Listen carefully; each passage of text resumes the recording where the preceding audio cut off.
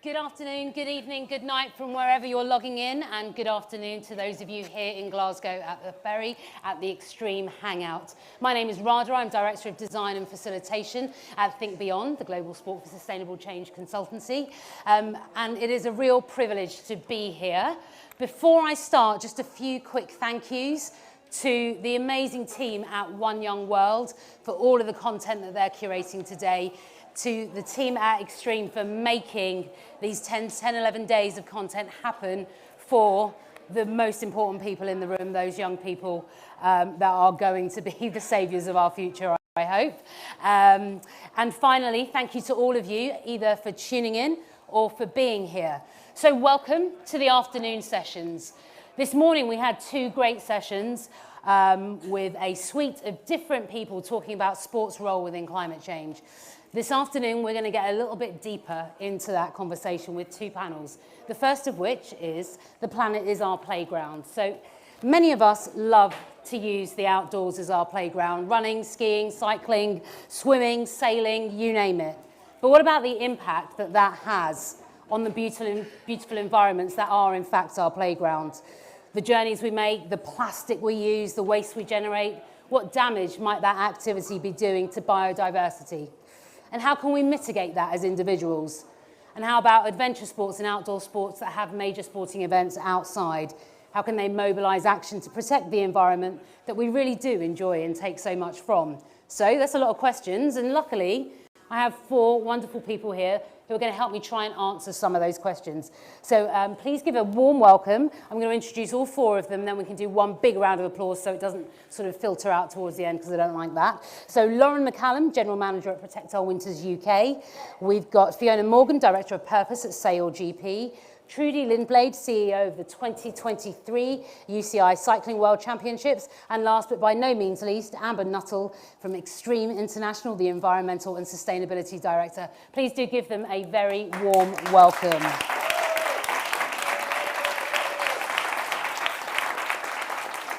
So Trudy, I think I'd like to come to you first, as we are in lovely Scotland, beautiful Scotland, and you are in charge of bringing a large-scale outdoor sports event to this country in 2023. So perhaps you can share with us a bit about the 2023 UCI World Cycling Championships, and where does sustainability feature within that programme? Great. Thanks very much, Radha. And firstly, welcome to Scotland. I might have an Australian accent, but Scotland is my adopted home. The 2023 UCI Cycling World Championships will be the next mega event in Scotland. So we are really excited by bringing 13 World Championship cycling events together in one for the very first time. So aggregating that content to create one event. And that in itself has a sustainable element. We'll be beaming this around the world when it comes to us in 2023. And we'll also be hoping to line the streets with people supporting the event. But at the end of the day, the purpose of this event is our key vision. As a purpose-led event, and major events these days are looking at purpose-led ways that they can deliver upon their vision and their mission. So our vision is to be a catalyst for change for Scotland and for those people around the world by using the humble bike, the power of the bike. The bike has been around for a very, very long time. So why don't we use this machine to be able to help us lead a healthier life, to help us with our mental health, to help various economies to be able to use the bike to help become more sustainable. So we're really excited to use the event as our catalyst for change. Okay. And I guess then there's something about you having the major sporting event and then looking to create change at a behavioural level with the community. How does that link into the wider picture of Scottish Government? Because I guess nothing can sit in isolation. Absolutely. So we're part of Scotland's race to net zero. So everything that we do is we're considering, Scottish Government are a funder of our event and a strong supporter and linked in. So we are part of that race to net zero. We're only here though for a short time, so we're a contributor to that. So through that though, we, even already in the short time that our organisation has been around and the event's been around, we've led to some policy initiatives already being announced. So, for example, there's an $8 million facilities fund that was directly linked to this event, which means that that's going back into the community. It's getting opportunities for people to ride bikes more often, and that's really important to us. There's the free bike scheme that was recently announced by the government, and that a pilot has been launched. And we've been able to contribute to that through one of our ambassadors, Sinead Reid, a world champion BMX and track athlete. So we're a strong supporter of the free bikes, making sure that children who can't afford them, children that are less likely to ride a bike, giving them opportunities. And so there's a range of benefits, including from active travel. So encouraging people to change their journeys, from getting in their car for a short journey to getting on a bike instead. That can save you 75% in emissions. So there's all these great, wonderful things that we can use our event as a platform to get these messages out. Fantastic. And there's a really exciting 2 years ahead, and we're going to come back to that. And just so everyone is sure, Trudy did arrive here on a Brompton, so she's absolutely walking the talk as well. So it's great to hear about that policy change. And Lauren, I know that that's a key part of the work that Protect Our Winters does. I'd love to get a sense of the origins of Protect Our Winters and what you do. Yeah, and thanks so much for having me here. What an exciting event to come to Glasgow. And being Scottish, I feel quite proud to be hosting COP26. But yeah, I mean, so Protect Our Winters started in the US by legendary backcountry snowboarder Jeremy Jones 13 years ago. And the changes that he was seeing going to these places, the effects it was having on the snow, what that does, how that, that makes it really dangerous. So getting that data and noticing that these events were becoming more frequent. So he started up Protect Our Winters in the US, and then fast forward sort of 2018, we started Protect Our Winters in the UK. We're a different sort of charity, Scottish registered charity, and we help passionate outdoor people become effective climate advocates so that we can achieve systemic solutions to climate change. Because we recognise that as much as individual lifestyle choices are really, really important, and we'd never forget about them in the bigger picture, we need to focus on the policy, the progressive climate policy that will give us the big carbon reductions quickly so that we can keep 1.5 alive. Okay. And you use the word passion there, and you obviously rely on the passion of your outdoor sports enthusiasts. But why do you think they're such strong advocates for climate change? I think there's so many different things, but you can't embody what you've never experienced. So how can I try and protect biodiversity, kind of the example you used earlier, if I've never been in it? So I think we, as mountain bikers, climbers, snowboarders, skiers, as people who enjoy walking the dog every day, whatever that connection to the outdoors is, we see the changes firsthand. And relaying those back to people in positions of power who can do something about that is really, really important. Absolutely. And you reeled off a list of activities there and then talked about walking your dog, and then there are a whole host of other outdoor adventure activities, which brings us nicely on to Amber over at Extreme. Firstly, thank you for creating this space where we can have this conversation here, but also to the 20 million people that view your channels. Given the size and the potential passion of that outdoor literate audience, for want of a better phrase, how have you been able to address environmental sustainability by making the most of that channel access you have? That's a great question, and we do it almost in every communication that we have. You only need to look at our Instagram page, for example. Almost every backdrop is some sensational natural environment, as you guys have already spoken about, sorry, lost my train of thought completely. Yeah, so on our different social media pages, there's plenty of beautiful backdrops.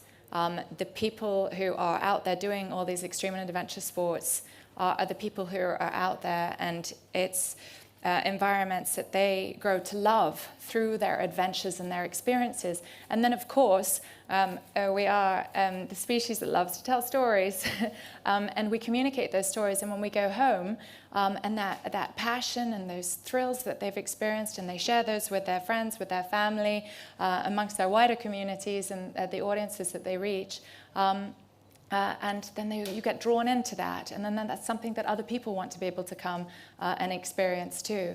And so it drives that engagement, and then that fuels love, and then that will always bring care. And you said a phrase to me earlier, and I'm going to steal it and say it back to you if you don't mind, that we don't have an understanding of the outdoor world in the same way that our ancestors did, and therefore we don't know how to protect it in the way that they did. How do we bridge that gap between your 20 million who are out there loving the outdoors, and crucially, how do we move from there to all of the young people that haven't yet experienced the outdoors so that they can become outdoor literate and outdoor passionate?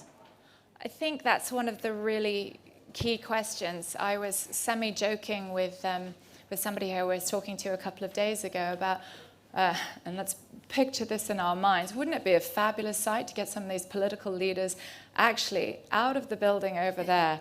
Let's take them outside into the beautiful Scottish hills and to feel the wind in their hair and the rain on their skin and the ground underneath their feet, and then ask them to go back and sit in their great big rooms and see how they feel about their climate negotiations again. I worry sometimes that even our leaders are so disconnected. So then to go back to your question, it's imperative that we, as I'm a step-parent and an aunt, and many people in this room are parents, and we need to take our children out there, and the children of friends and others in our local societies as well, who don't necessarily have parents who are particularly outdoorsy, or maybe they're scared. They haven't grown up with that intrinsic knowledge that I was blessed enough to have grown up with. And people are sometimes nervous of their natural environment if it's not a space that they're able to feel comfortable in already. And if we get our kids back out there, the care will come too. Absolutely. Thank you for that. I'm going to change tack a tiny bit, Fiona. I haven't forgotten about you, but I'm not going to come straight to you yet, just because we're on the theme of digital channels as well, and the ability to affect change and educate through those channels. And I know that that's a really big part of how you're able to share your message, and you have a new campaign called Divest the Dirt running. So before we talk about it, maybe we'll just take a little look at the VT that will tell the story a bit better than I can, for sure. Hey you, lover of the outdoors, sending it, topping out, exploring, getting dirty. Good dirty. While we're getting dirty, our money is too. Really dirty. While you're doing this, our pensions, massive pots of public money, are being invested in climate-destroying activities. The money we're saving for the future is actually destroying it, often without our knowledge. Despite 75% of councils declaring a climate emergency, their pensions alone invest £10 billion in fossil fuels. But there's something big we can do to protect the places we love. And it's small, it's simple. Help us move this money and ask your local council to divest now.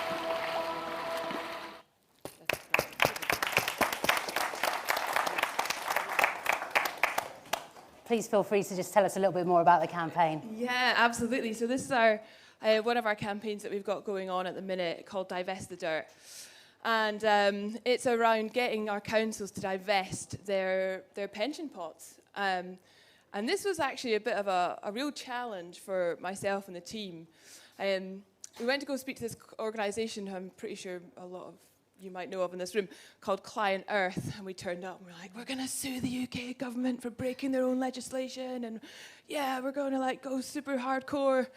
And the guys were like, have you ever thought of pensions? They're like, that's literally the most radical thing that you can do right now.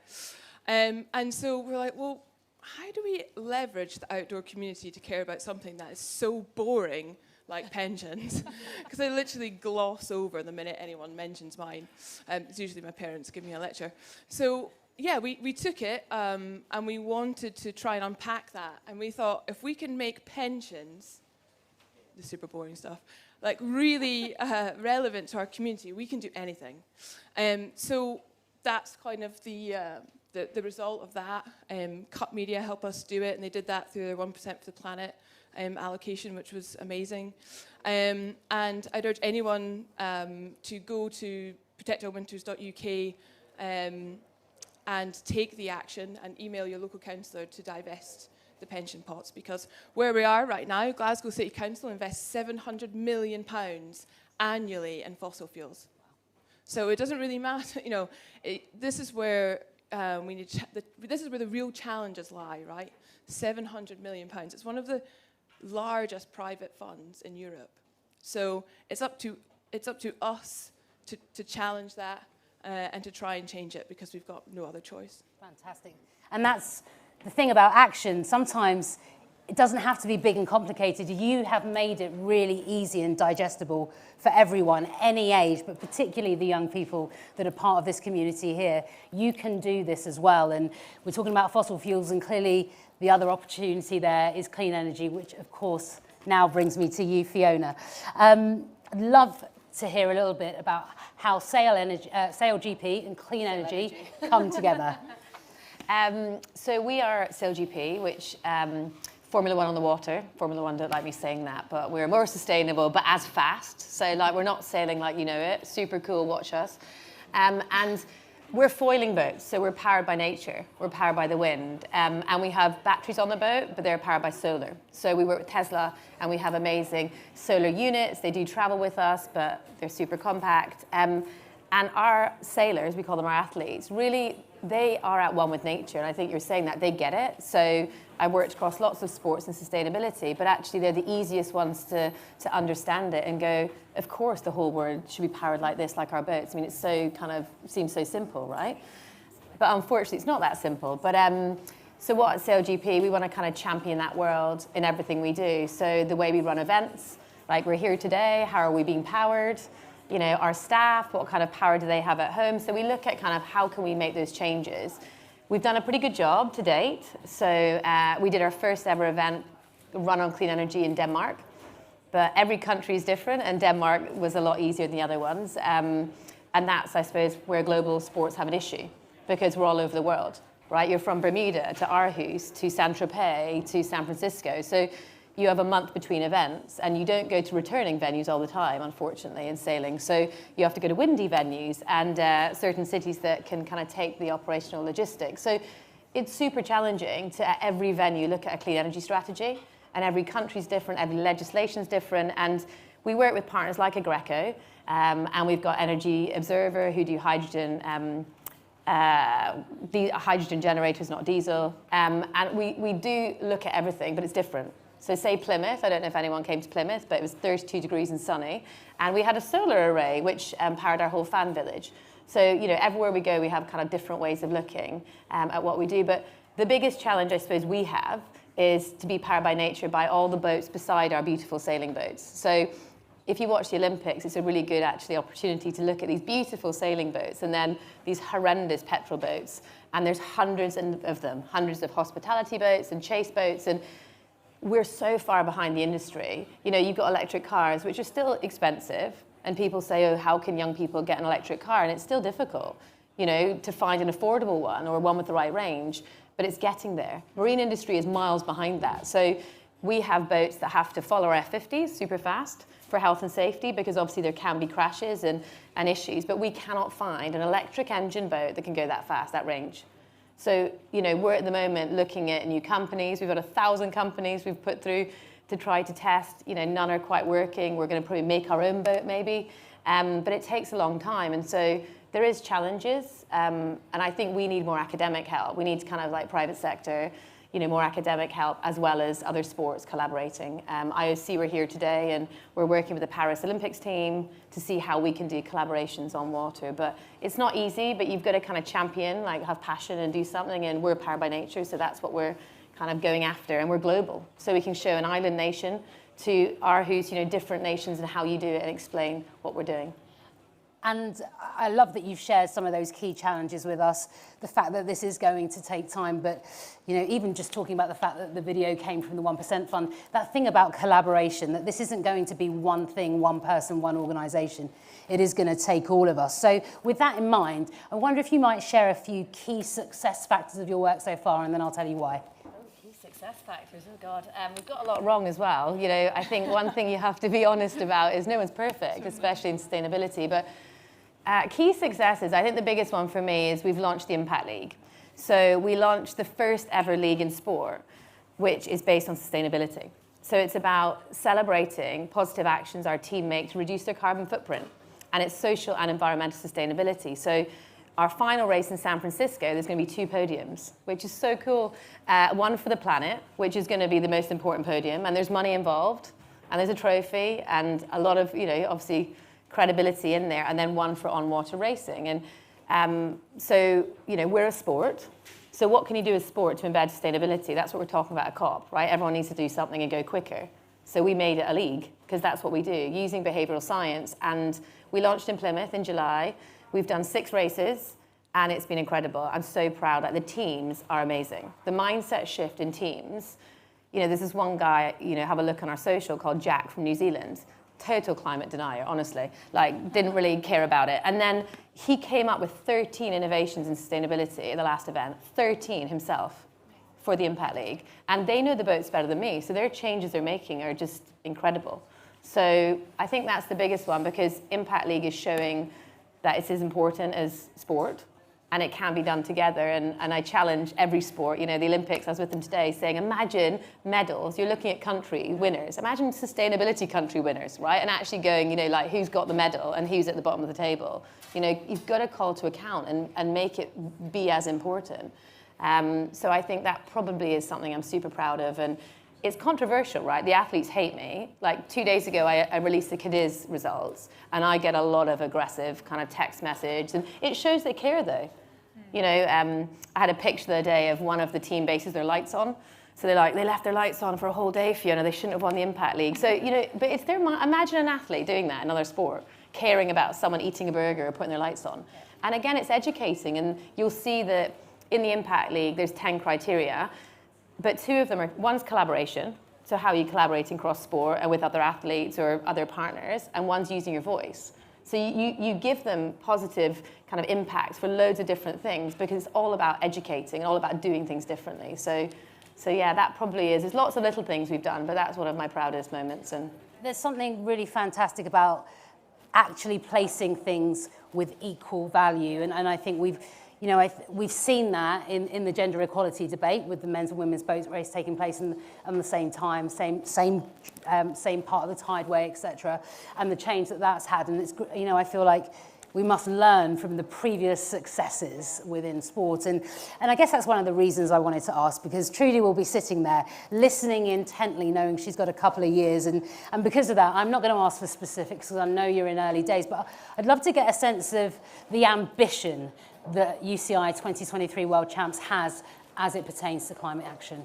Absolutely. So for us, just listening to Fiona then, it's, we are at the start of our journey in terms of, for this event, working very closely with the UCI, which is the International Federation, who've recently announced their sustainability initiative. So we're very lucky that we've got an international federation that is very clear in their strategy about getting more people to ride bikes more often, but also using that in different ways. So so that's really important to us. And I think we've got to be realistic. We've got to be honest. And I like how you said, Fiona, that we will make mistakes along the way, but as long as when we're doing and we're learning, that we're considering that in how we change what we do.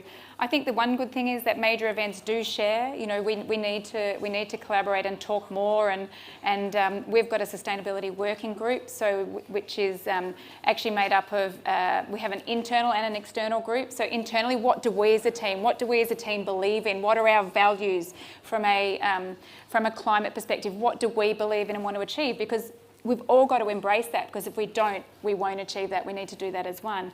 Externally, we've got all our key partners in that. So we've got representatives from Glasgow City Council, from UK Sport, from Scottish Government, and other experts in the field, independent experts in the field, who can all contribute their expertise.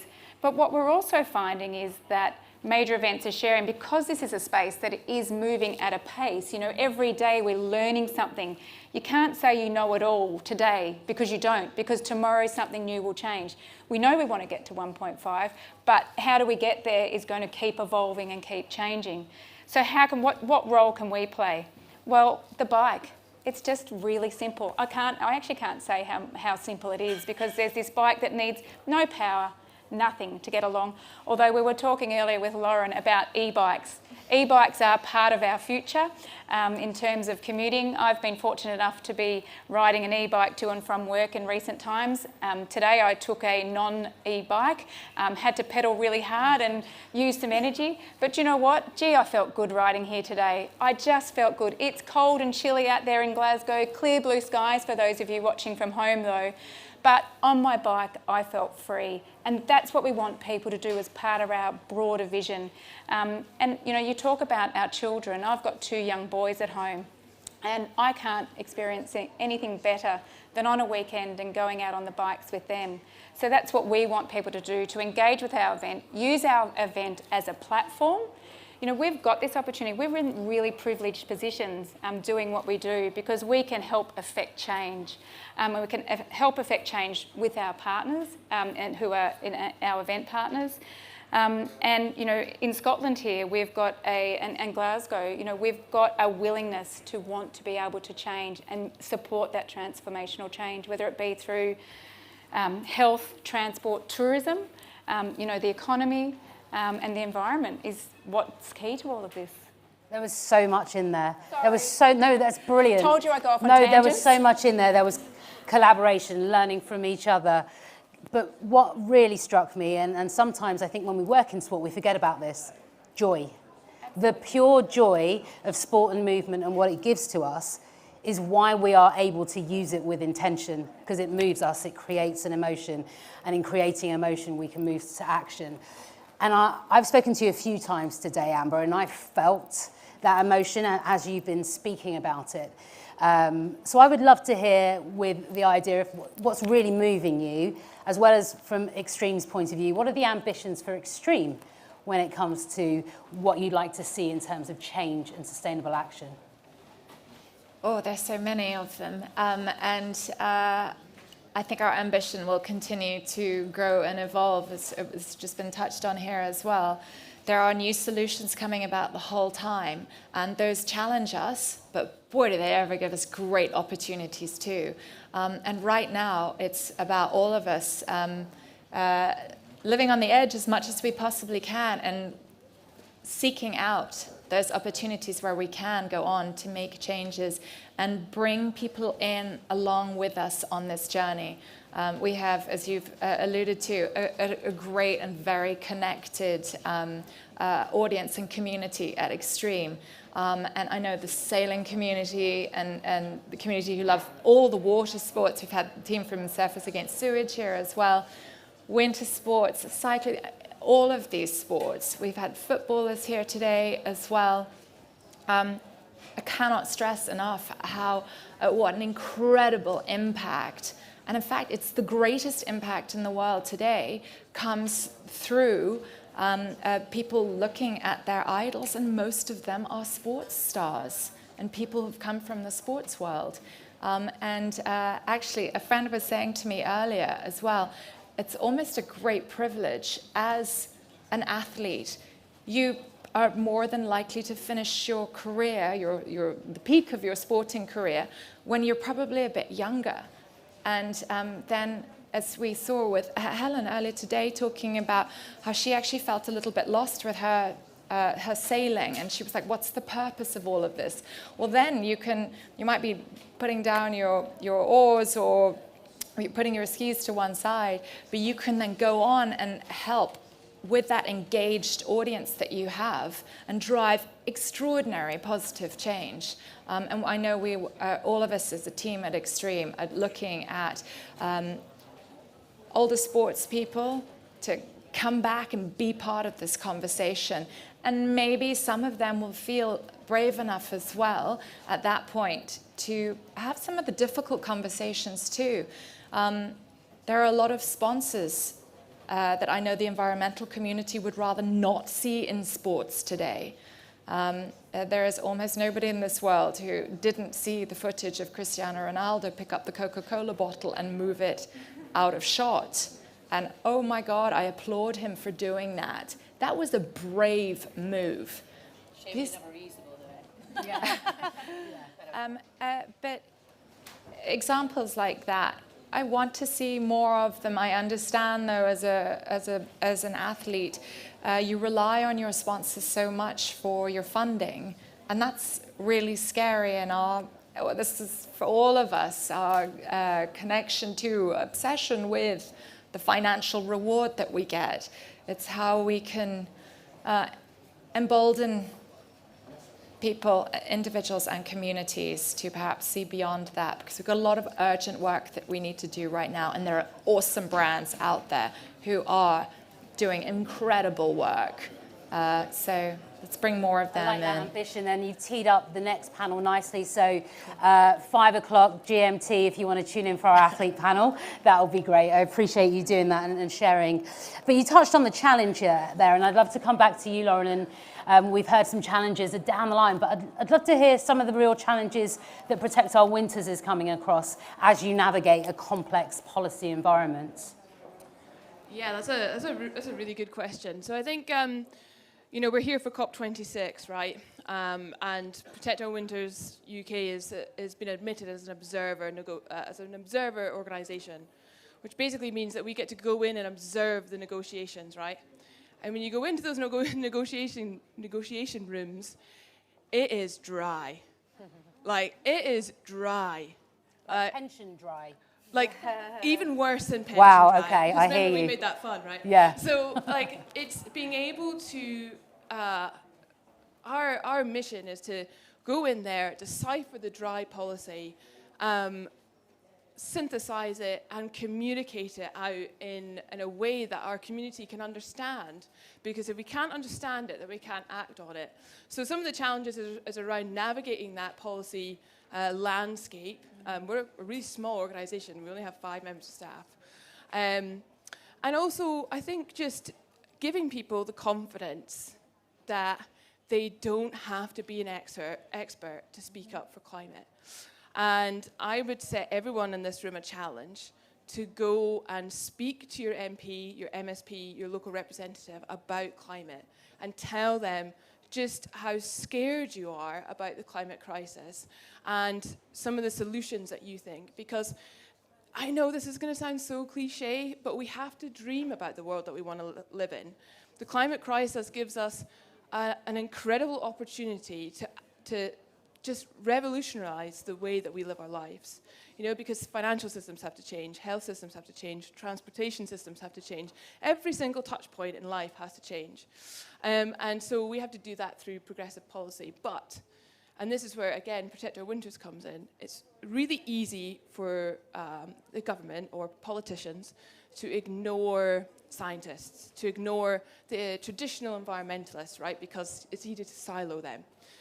But when artists start showing up, when growing groups start showing up, faith groups start showing up, snowboarders from Aviemore start showing up, that's when we start to see the diversity in civil society, and that is what ministers will listen to, because that's what gets them votes.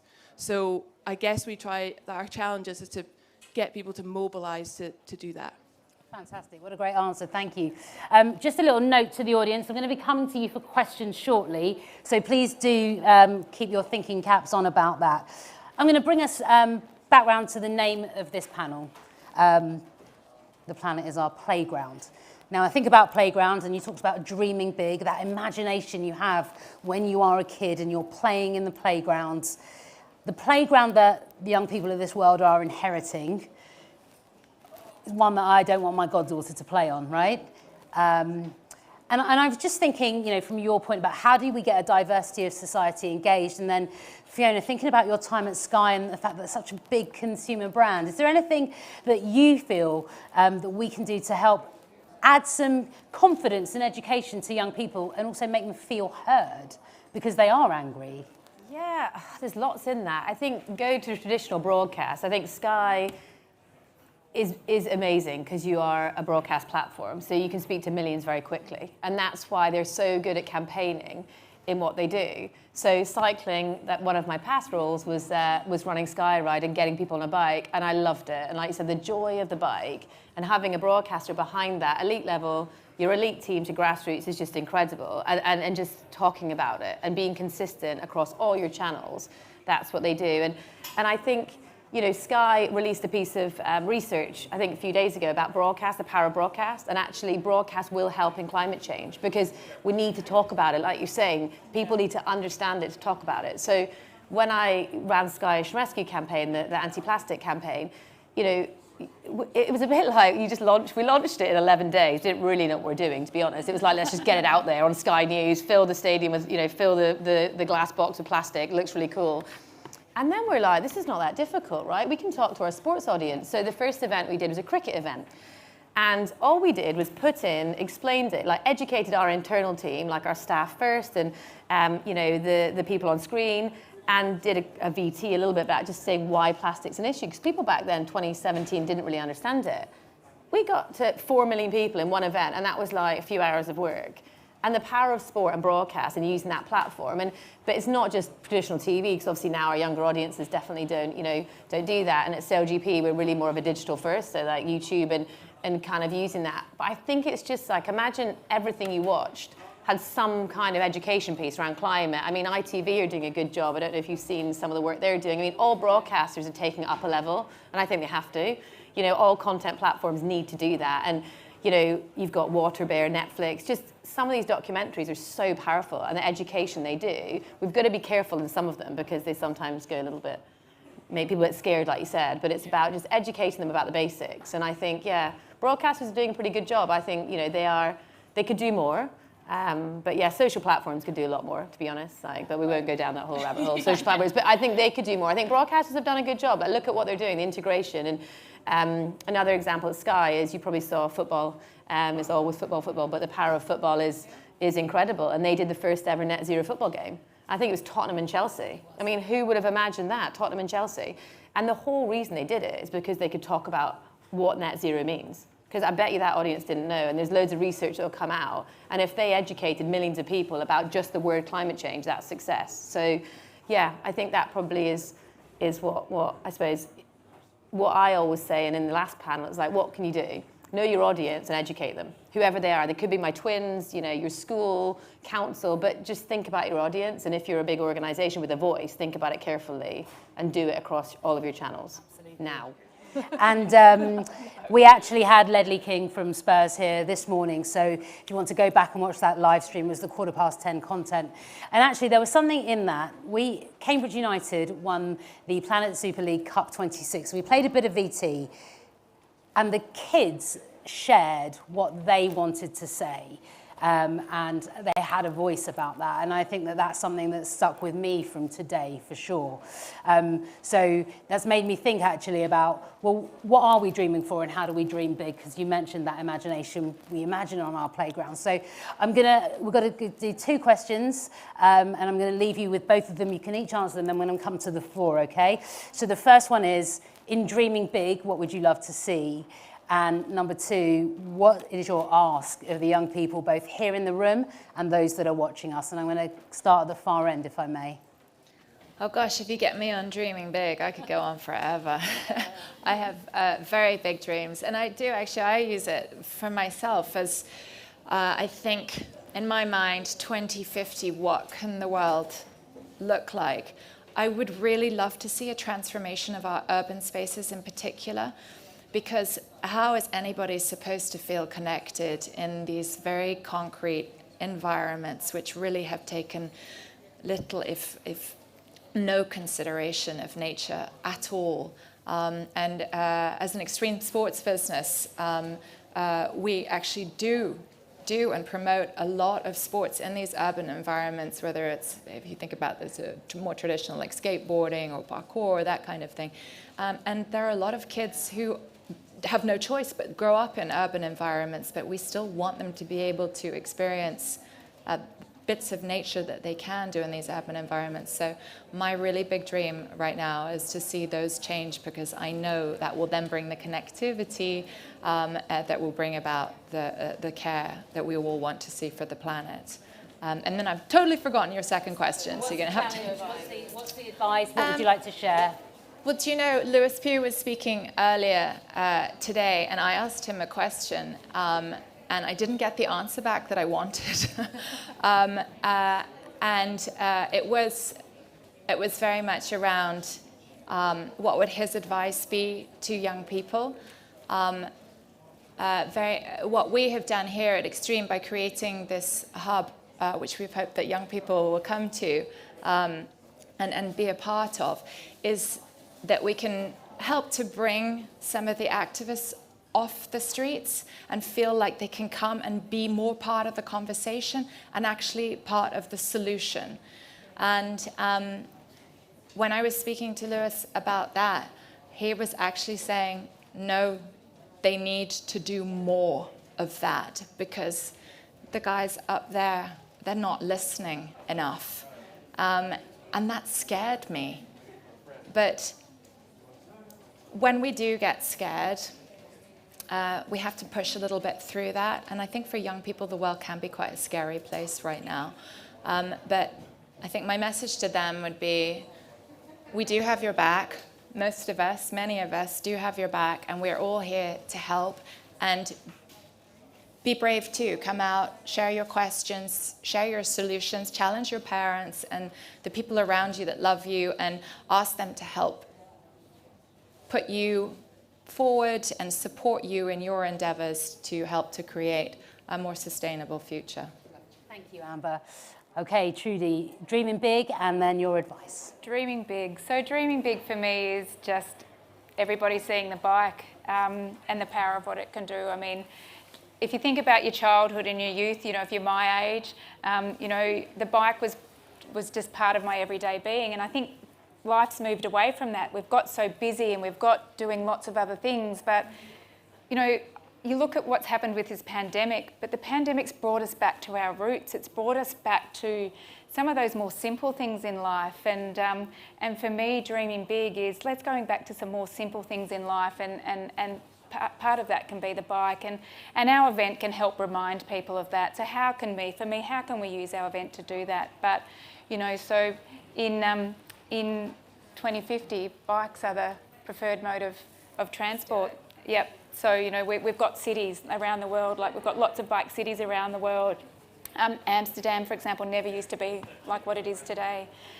So, you know, we can use those as models for us. So let's dream big and say we can't do it, we can do it, and goes back to urban environments as well. For me, for the young children, having 2 young children at home, you know, they are scared, they are worried for our future. So we just need to think about them, and we need to think about what this means for them. So I think we need to take it seriously, we need to listen, and as you know, bringing it back to us and the Cycling World Championships, we need to be role models in what we do. And when we look at sustainability, we need to put that at the core of what we need to do. We want to attract new audiences, we want to attract young people, we want young people safely riding bikes. So how do we connect with that community? And you need to tell us how we can best connect with you. You know, you've just reminded me of one of the most precious parts of the pandemic for me. I taught my 6-year-old goddaughter how to ride a bike. And actually, you forget that those are the real moments, right? Yeah. Fab. Now, I'm a little scared to ask you about dreaming big. And the reason I'm scared is if I think about what you did at Sky and then what you're doing at SailGP, wow. So, Dream big. It's all yours, Fiona. No, a slightly random dream big here, but I think this is like, because we're here with Young One World, who are amazing. I'm thinking about my kids. So like, yeah, think big, sport, have an impact league, right? Every sport out there, you listening, whoever you are, whatever sport. I actually spoke to some Scottish football teams who are going to do one when I did a talk the other day. But, you know, yeah, sports have an impact league. That's dreaming big. Sports should not be redefine performance. That's not my think big moment, though. Anyway, that's just do it, anyway. But think big is something that is quite sad, right? How in this day and age do our kids at school not learn about climate change? Or do forest school, or have embedded in there? And I have 2 little kids, I have twins. And my little son wants to be David Attenborough, it's not my fault. And he's on the eco committee and super cool. But the school literally are like business 20 years ago. It's petrifying, right? And it's a progressive school. And think big for me is like, school needs to be, like we're talking about young people, it needs to start in education, right? Because this is important. They should be educated as much on climate change and understanding the world and the environment as much as other things. Because otherwise, what's the point in learning the other stuff? We won't be here, right? So that is like, I just cannot understand how that's that difficult. I really don't. I mean, it's just like, yeah, anyway. So that think big is schools. There is lessons on climate change and getting outdoors. So like my kids do forest school or they do outdoor activities. That should be standard. They should connect. That rewilding, like it's so important. So that is my dream big. So yeah, I'm going to start lobbying for that, I think. Now I forgot, yeah, I'm going to start lobbying the government for that. And anything you'd like to share out as advice? And the advice for young people, I mean, it might be a little bit controversial because like I'm a little bit older, but I kind of feel like we're in it together. There's a sustainable development goal that's about partnership and collaboration, right? We don't get it right. We're like parents. We're always a bit awkward or, you know, embarrassing. And we probably do make wrong decisions. But, right, we need you, right? We need you. Like, we don't know what we're doing, but let's not fight against each other and have, like, you know, it's funny. You work in sustainability and you're in London and you get like, oh, God, are you on the roundabout again, Fiona? You know, and I'm like, no, I'm not on the roundabout, but I could be. But who cares if I was? Like, we all have the same end goal. We're going about it differently, but why don't we try a little bit more to collaborate? Because the power of us together is way stronger. So yes, there are some people that that might be not doing it the right way, but there's so many of us that are in it with you. So I suppose I do think a mindset shift of let's do it together. Let's be a little bit more collaborative and help us, and we'll help you. Let's not go against each other. Brilliant. And that dream big is, there's something really important for sport to do there, the intentional use of sport to teach young people things in new and engaging ways. I feel like that's really where we can bring that feeling, that emotion of sport together. And now, given that you gave us the dream big, I'm going to end with you, if that's okay. Yeah, that's fine. I've actually just been trying to think about, because there's just so many things in my head that are buzzing around. But I know this is a bit depressing, but really my hope for the future is that my local community survives this. I live in Aviemore in the Highlands, and I love snowboarding. Snowboarding's completely changed my life, and it's just been a lifeline in my life. You know, being there and completely transformed my life, and maybe connect to nature, maybe connect to my community, my friends. It's everything. It's kind of where I really found myself. And I think, Aviemore, Cairngorm Mountain is 1,200 metres. And any mountains underneath 2,000 metres are going to see no consistent snowfall within the next 50 to 80 years. So by the end of the century, there'll be no consistent snowfall if we keep warming at the rate that we're warming. And that means the loss of sport, but also the loss of culture, the loss of community, the loss of, that community that was a post-war, dream big community that came out of the factories that moved there to get the good life, and so the thought of that disappearing is quite, it's quite emotional and quite cutting. So I just hope, I know it's a bit depressing, but I just hope that Aviemore and communities around it, around the world, get the support that they need, and we show up for them, because the thought of that disappearing is a bit much. My advice to young people is... You are young, I mean, God, also a good point. I know, I think my advice to young people is make it fun. System change is going to take a long, long time. And for us to dismantle the system to build a new one, this is going to be a marathon and not a sprint. And when campaigning isn't fun, and when we're outraged more than, that's maybe not true because I'm outraged all the time, but but you know, when campaigning isn't fun, when movement building isn't fun anymore, you need to rest, and rest is really, really important. My next kind of maybe other piece of advice is find mentors. With information, with phones, with everything, information is endless, but it's not knowledge. And so you find a mentor, somebody who you trust, who also embodies your values, and you can trust in them to go and confide with. That might be a coach, it might be somebody that you go sailing with or snowboarding with or biking with. But find somebody who you can turn that information into knowledge, because I believe that the younger generation are even far more articulate than my generation. But I think sometimes we need to understand that information isn't wisdom, and wisdom is really important in this fight for a better world. Brilliant. Thank you so much.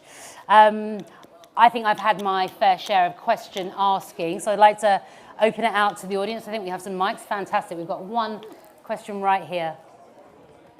Well, first of all, congratulations. It's amazing what you're doing. And you're talking about the guys over there in the offices, and they're living comfy, fancy rooms with air conditioning, close to supermarket, and comfort and practical things. I really believe practical is some kind of our curse. And when you're in outdoor sports, you're something that is not comfortable. Most of the time you're struggling, maybe you're hungry, maybe you're feeling pain, and then you become like feeling like you're a human again, simple things. And what can we do to let them there in their practical, comfortable way to feel that as vulnerable as we feel when we are outdoor sporting?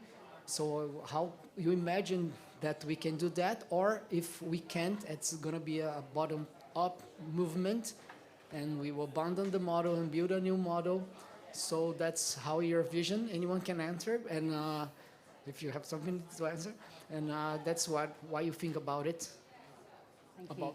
I was thinking when you were talking about they should have gone for a hike. I mean, we should have gone on a bike. Yeah. Right?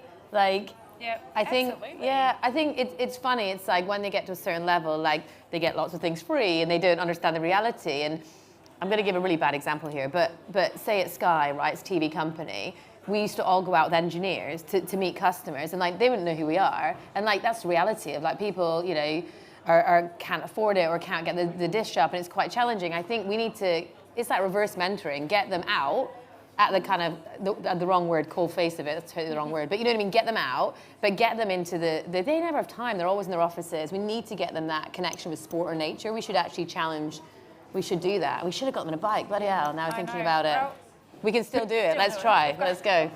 Potato Winters does that as well. So direct advocacy with the athletes is a really effective way to create change. So, you know, Alex Honnold or Tommy, you know, Caldwell, any of these big climbers, but not even as big, just taking the senators out, the MPs out, is like one of the ways that we actually invite people into that conversation. And sport is such a great way to find common ground. Yeah. So inside, where I've been in there, you know, most of the diplomats go skiing. Instantly you've found common ground, and then use that to get your foot in the door, and then talk about the stuff you actually want to talk about. And I'll add to that as well and say, I'm not sure if you were here in the earlier session with Lewis Pugh, but he was talking about a swim that he did down in Antarctica, and he took with him a Russian ice hockey player who was literally like a god in Russia. They all absolutely adore this guy. And he was instrumental in helping Lewis and the amazing campaign that he was running down there to have the Ross Sea declared a marine protected area.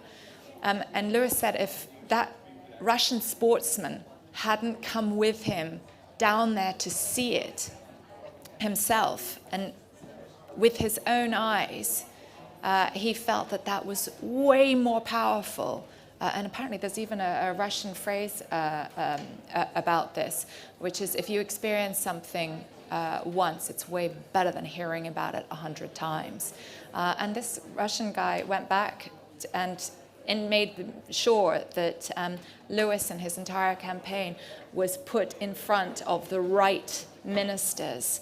And it took a while as well. But then the Russians did eventually come on board, and now the Ross Sea is a marine protected area. And that happened through the connectivity. It happened through bringing a person of influence in to experience this themselves. So yeah, maybe we all just need to go grab our MPs and say, come for a hike, come for a bike ride, come out for a sail with us. And let's just make sure that they're not all living in concrete boxes the whole time. And they're getting some of the joy back in their lives that we're also familiar with. Maybe that will help them to make some better decisions. Let's bring the kids with them as well. Kids keep us all honest. Fab, thank you. Any other questions from the floor? We have one down here, and then we'll go over there afterwards. Thanks so much for the really interesting panel. It's been really, really incredible and inspiring to hear from all of you. I'm a 19-year-old from Ireland. I've come over here to COP. I'm with the lovely Scouts. And I really like what you said, Laura, and everyone, kind of the collective opinion that education in all its forms is a really, really effective way to, I suppose, from a very young age and whatever age it may be, to engage people in these really important social issues, such as the climate action and climate crisis. But I think, I suppose definitely as a young person anyway, I've seen that although we're probably the most engaged generation there ever has been, there's a really, really large proportion that aren't engaged and find it very difficult to get engaged and actually take that first step in. So I suppose it's open for the whole panel, but I suppose what are the biggest challenges is you've found in actually engaging people directly? Because I think we're at a stage now where everyone's acutely aware of what's going on with climate change. You know, we're across news, it's bombarding everyone's social media, especially younger generations. But I think taking that next step of actually engaging them and getting them involved in the collective movement, and I think you all as individual leaders in their own right and in a collective way have really shown the impact of actually getting people engaged. So I suppose what are the biggest challenges and how have you overcome those challenges? So thanks very much. Great question. I can always speak. So I think one of the biggest things is making sustainability cool, right? You never want to say make something cool, but make it relevant, right? In Sky Ocean Rescue, we did that. We didn't talk like really like worthy and we're like, you know, all plastic is bad. It's like we got, you know, celebrity involved, content involved, sport involved, and it's like, because it kind of like, I don't know, with sustainability, I always think there's loads of acronyms and it sits in this science box and everyone's like, oh God, that's too difficult. And actually what our job is, and I always think my job, I want to make it fun, and sustainability can be cool, engaging, fun, relevant, not that difficult. And I suppose I do think it's that kind of demystifying of the whole thing, you know, so make it simple for them. And so like, that's like brands, they should be making it easy to be sustainable, right? To get a milkman, to like not have plastic packaging. So brands do that. You know, organizations like stop talking in acronyms, like explain what 1.5 degrees is, like, and why we're trying to get there. So I think that for me is probably what we can do, like break down those kind of barriers. Yeah, I would kind of build on that in terms of breaking down barriers. I think, so I used to use this term and I've stopped using it, but don't ever, so I guess if you want to connect with more people, because you're obviously a very articulate person, and I think, you know, as you get your new knowledge and your new language, don't shame people with it. And I know you wouldn't do that, like, you know, on purpose, but you're going to come across people who are just so unaware that you just want to shake them and you're going to get frustrated and you're like, ah. My big advice to you is take a deep breath and just think about what's the common grounds? Is it music? Is it sport? And invite them in. Like, is it where you live? Like, there's going to be something in there that you guys can connect over, and then use that as a way to unpack the climate crisis. Because what happens is we read all the books, and we listen to all the podcasts, and we get all this new fancy language and knowledge, and then we go and embarrass people with it. And when we embarrass people, we shame people. And I think it's really important that we make this movement as inclusive as possible. So I would just say, just find the common ground, and when you're like this, just take a deep breath, because they will come on board, and losing the tatty with them is not going to help. Meeting people where they're at, I like that. Can we go to our question over here? Thanks. I work at Surfers Against Sewage and I do all our politics work, so I'm definitely going to try and get some ministers out for a surf. We've got them on the beach, but maybe let's get them in the water next time. And it's a pretty similar question, really. It's like, how do you move away from the image of environmentalists being these hippies on the fringes, and how do you make it more mainstream, and what's the role of sport in that? By having a panel like this. It's a great question, but it's by building on your communities and bringing in diverse peoples. It makes it so much more accessible if you see somebody else who looks like you doing something, doesn't it? So we need to be very aware of that in our sports and the different little communities, certainly within the extreme sports space too. And that's something that we're working really hard on as well. And then you're empowering these people to go back again. It goes back to my favorite thing, storytelling. We are brilliant storytellers and we love to share stories and stuff. And so you can bring everybody in on that journey with you. Thank you. I'm so sad to say that we are out of time.